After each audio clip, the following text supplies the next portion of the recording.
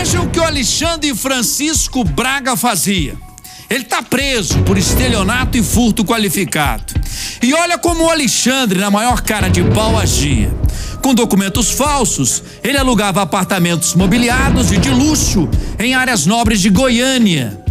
Morava lá um tempo sem pagar o aluguel e furtava os objetos da casa, como móveis, eletrodomésticos e até ar-condicionado. Dava um tempo e logo depois repetia o golpe. A polícia acredita que ele fez mais vítimas na cidade.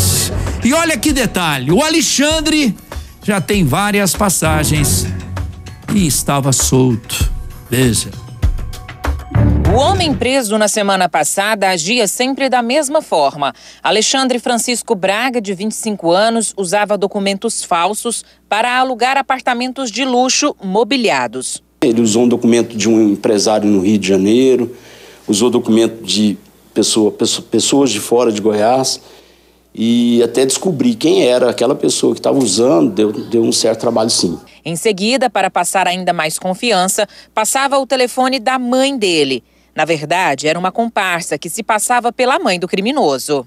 Ele chegou a ter uma ajuda de uma mulher que se passava por telefone como sendo a mãe dele. Quando ele usava o documento falso feminino, ele dizia que era da mãe, né? E essa mulher confirmava por telefone que ela que estava alugando o apartamento. O Alexandre passava 2, 3, até 4 meses dentro de um apartamento ostentando uma vida de mentira.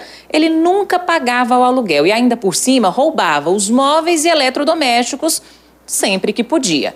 Este aqui foi o último apartamento em que ele esteve. Fica no bairro Nobre de Goiânia. O valor combinado para o aluguel foi de R$ 2.800. O Alexandre passou pouco mais de 30 dias aqui, nunca pagou o aluguel e só não roubou o que estava aqui dentro porque saiu acompanhado pela polícia.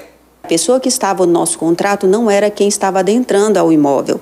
Então, quem estava no nosso cadastro era um homem e uma mulher, e quem, de fato, pelas imagens foi identificado que quem estavam eram 2 outras pessoas. Mas sempre muito educado, muito passando, de fato, como um cliente normal. Em momento algum, ele deixou qualquer indício que era, de fato, um golpista. E se a polícia não tivesse agido, com certeza a gente não teria identificado. O primeiro furto identificado pela polícia foi em 2022. Até agora, já foram 3 confirmados e uma tentativa frustrada. A polícia divulgou as fotos de Alexandre porque acredita que mais vítimas podem aparecer. Ele possuía já alguns registros criminais, responde processo penal por extorsão, quando ele praticou um autossequestro. Ele se disse sequestrado e exigiu 20 mil da mãe dele para que fosse solto. Possui passagens por estelionato, apropriação indébita. Quando foi cumprido o mandado de prisão dele, foi encontrado um veículo de uma locadora que já tinha uma busca e apreensão civil, porque ele alugou esse veículo e não devolveu.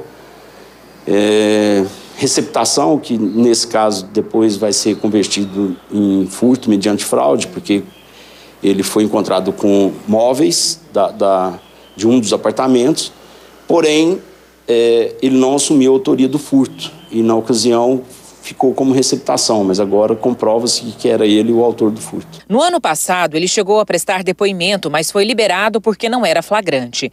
Na época, os moradores do prédio onde ele estava desconfiaram da ação quando ele começou a retirar os objetos de dentro do apartamento depois das 8 da noite. A mulher que ajudava Alexandre, se passando pela mãe dele e até mesmo alugando apartamentos, já foi identificada. Ela ganhava R$ 300 por ação.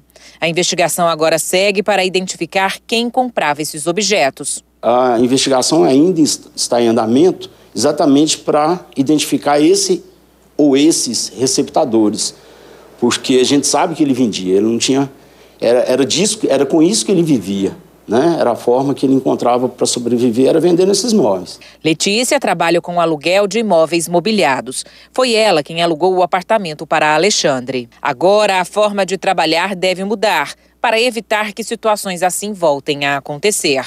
Nós não vamos mais entregar controle para cliente de edifício. Então nós vamos deixar esses controles de portão dentro do apartamento, porque obrigatoriamente eles vão ter que passar pela administração do condomínio e regularizar esse cadastro. E nós vamos fazer a checagem da questão da documentação mais de perto. A gente tem que estar muito atento ao que está acontecendo e, de fato, é o que eles estão buscando, flat mobiliado e apartamento de 2 quartos mobiliado para dar esses golpes. Eu sei que você terminou de assistir essa reportagem e deve estar pensando assim, poxa, mas como é que um camarada desse, com uma lista criminal enorme, entre elas até roubar a própria mãe, estava solto? Não sei, vai entender a justiça brasileira em alguns momentos. Mas estava, né? Tava. A casa caiu mais uma vez para ele.